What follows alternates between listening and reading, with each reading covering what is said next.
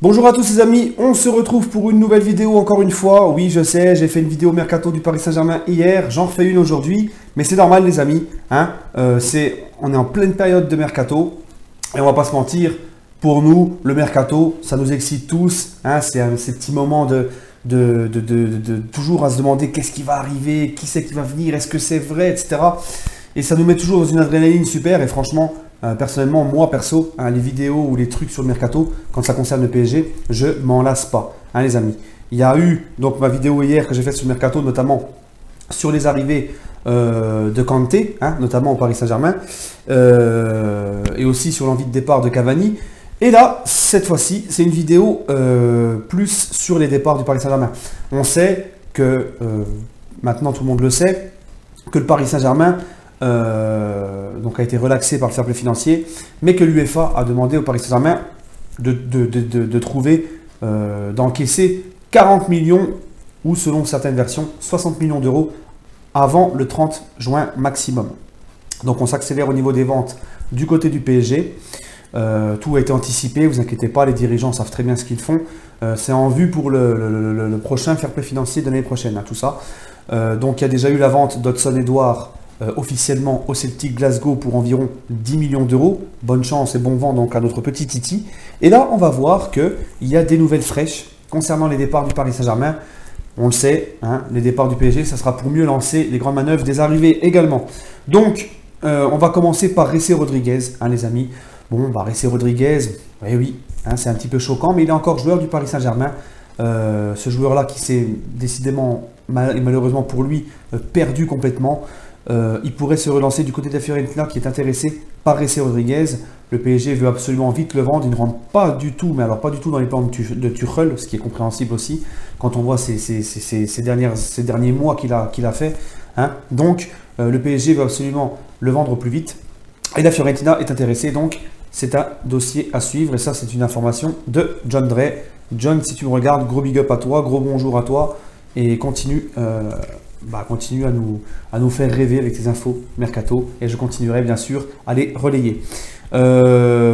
Ensuite, Areola. Hein. Areola, il faut savoir une chose, c'est qu'il veut rester au Paris Saint-Germain. Puisque son idole Buffon va arriver au PSG. Alors c'est pareil les amis, beaucoup de gens m'ont demandé en privé ou en commentaire sur mes vidéos, pas mal de gens m'ont demandé où est-ce que ça en était pour Buffon. Ne vous inquiétez pas, Buffon les amis, il n'y a pas de problème. Hein. C'est Morad d'ailleurs qui nous l'a confirmé tout à l'heure, il y a aussi Sky Sport qui en reparle. Buffon les amis, j'ai toujours dit, c'est signé depuis un certain temps. Il faut patienter, le PSG a attendu le verdict du fair play financier, maintenant que c'est fait, le PSG attend aussi certainement la fin du contrat de Buffon. Il ne faut pas oublier que Buffon est en contrat avec la Juve jusqu'au 30 juin, donc je pense que l'officialisation de Buffon sera faite à partir minimum du 1er juillet, par respect de la Juve, en attendant la fin de son contrat avec la Juve. Donc ne vous inquiétez pas, Buffon c'est bel et bien fait, il sera bel et bien parisien, officialisation donc très certainement juste après le 30 juin, on l'espère. Mais en tout cas, ça sera officiel, il est bel et bien parisien, tout est signé. Donc Areola, Buffon, il s'en est jamais caché que Buffon était son exemple, entre guillemets, hein, son idole on va dire, son exemple dans le poste de gardien de but. Il est donc pour rester au Paris Saint-Germain. Pour continuer à progresser, apprendre avec Buffon. On sait que Buffon est suspendu les trois premiers matchs de Ligue des Champions, donc Areola sait que déjà il pourra, à part blessure, gauler ces trois matchs-là, les trois premiers matchs de poule de Ligue des Champions. On sait qu'apparemment la tendance serait qu'en championnat, Areola et Buffon percutent, hein, un coup c'est toi qui vas jouer, l'autre c'est moi, un peu comme il a fait Buffon lors de sa dernière saison à la Juventus, tournée en championnat. Donc voilà, Areola sait que coûte que coûte il jouera de toute façon. Mais voilà, il y a le petit jeu des agents, et notamment son agent, c'est pas n'importe qui, c'est le fameux Mino Raiola. On sait comment Mino Raiola il est, hein, ça veut encaisser des pépettes, comme on dit. Donc Areola, qu'est-ce qu'il fait les amis? Mino Raiola, l'agent d'Areola, qu'est-ce qu'il fait en ce moment? Eh bien, il joue entre deux feux pour essayer de gratter d'un côté comme de l'autre une petite prime, une petite somme à se mettre dans la poche. Il essaye de pousser Areola vers la sortie pour que Areola signe un nouveau contrat dans un nouveau club et qu'il touche une prime de transfert, pour que son agent touche une prime de transfert, une prime à la signature, etc. Une prime de... Comme vous savez, quand il y a un nouveau transfert qui arrive, les agents, ils touchent hein, de l'argent, des indemnités, etc. Et Raiola, d'un autre côté, demande une revalorisation salariale au Paris Saint-Germain. Parce que même si il arrive à faire revaloriser le contrat de Areola, eh bien Mino Raiola, pardon, aura aussi des pépettes dans les poches en plus. Donc, c'est gagnant pour lui dans les deux cas, Raiola, donc il joue sur les deux terrains. C'est le jeu des agents, c'est comme ça, c'est le monde du foot de maintenant. On ne vous apprend rien, hein, les amis. Mais Areola va rester au Paris Saint-Germain, c'est une certitude. D'ailleurs, John Drey l'a souvent dit plusieurs fois, Areola sera parisien.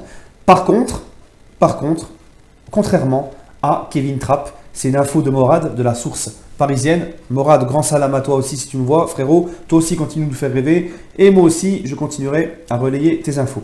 Donc, pour le mercato, donc pour Kevin Trapp, les amis, il serait, selon les sources de Morad, comme il l'a posté hier sur Facebook, en négociation très avancée avec le club turc de Fenerbahçe. Donc je pense que Trapp va plier bagage, contrairement à Areola, qui, malgré ce qu'on entend, va rester au Paris Saint-Germain, malgré le double jeu de son agent, etc.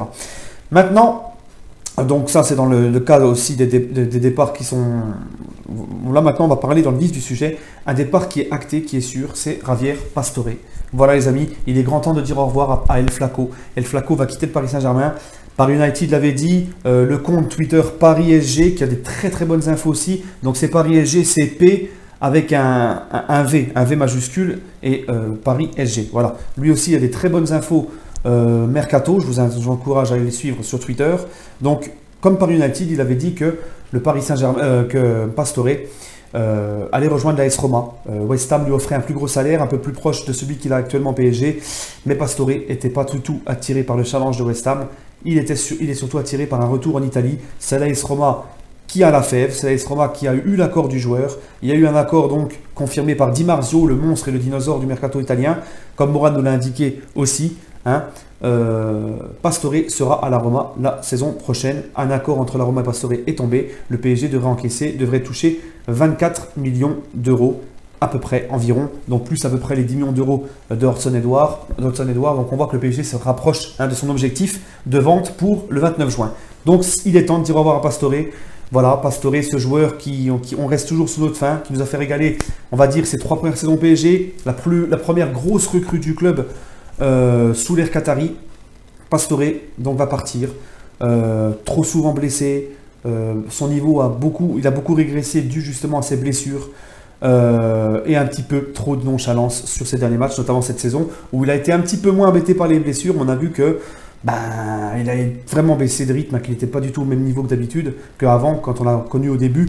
Et on espère pour lui, j'espère pour lui en tout cas qu'il va se relancer à la Roma. C'est un bon club pour lui pour se relancer. Mais on reste toujours sur notre fin avec El Flaco. Voilà, ça restera un mystère ce joueur. Bref, il va partir et c'est donc temps de lui dire au revoir et bonne route. Bonne chance pour la suite. Donc on va revenir sur un dernier point, celui que je disais hier, c'est Kanté. Hein, Kanté, donc John a confirmé ce matin encore, via ses sources qui sont très fiables les amis. Donc John Drey a confirmé que Kanté a un accord avec le Paris Saint-Germain. Le Paris Saint-Germain va donc rentrer en négociation avec Chelsea. Chelsea demande 130 millions d'euros pour Kanté, plus l'exclusivité Rabiot. Donc ça c'est une info, John Drey. Hein, l'exclusivité radio... L'exclusivité Rabiot, les amis, qu'est-ce que ça veut dire? Ça veut dire qu'ils veulent que Paris donc, donne 180 millions d'euros pour Kanté, 130 millions d'euros pour Kanté, et que si Rabiot part du PSG, le PSG ne négocie qu'avec Chelsea pour qu'il aille à Chelsea et pas avec un autre club. Voilà. Après, c'est le début des négociations, ça peut toujours changer les amis, hein, mais pour le moment, la tendance, elle est là. 130 millions plus exclusivité Rabiot. Paris United a fait un tweet en disant qu'il n'y a pas encore d'accord entre Kanté et le PSG, donc il y a beaucoup de gens qui commencent à dire « Oui, vous avez vu, Paris United, ils ont dit le contraire de John Drey, machin ». Il faut savoir une chose les amis, c'est que moi je connais John Drey personnellement, je lui fais entièrement confiance.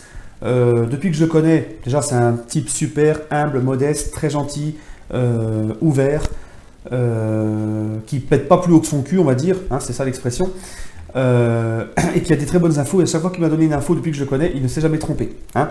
Vous pouvez même interroger Abou dans ses directs ou sur Twitter, il vous répondra exactement la même chose. Il faut savoir une chose, c'est que chacun a ses sources, chacun a ses infos, il suffit juste de respecter les infos de la personne. Voilà. C'est pas parce que Paris United va te dire le contraire que John est un nul ou vice versa. Il faut respecter les infos de tout le monde. c'est comme ça. John n'est pas une putaclic, hein, il y a des très bonnes infos. Moi, je suis plus tendance à suivre John maintenant que Paris United. Voilà, donc chacun a ses sources, chacun a ses infos, il faut respecter. Et tout le monde peut se tromper, Paris United aussi, ils se sont déjà trompés. Hein, c'est pas anodin, Coutinho, Fabinho, etc. Voilà, tout le monde n'est pas infaillible. Et en plus, dans le mercato, on sait que tout va très vite. Donc voilà, en tout cas, John, il le dit, il le confirme. Kanté est à Paris, a donné son accord à Paris et Enrique est à Londres pour négocier maintenant avec Chelsea. Donc je ne pense pas que Enrique se soit déplacé à Londres sans l'accord du joueur. Sur ce les amis, je vous souhaite une agréable fin de journée et allez Paris et allez les Bleus pour jeudi.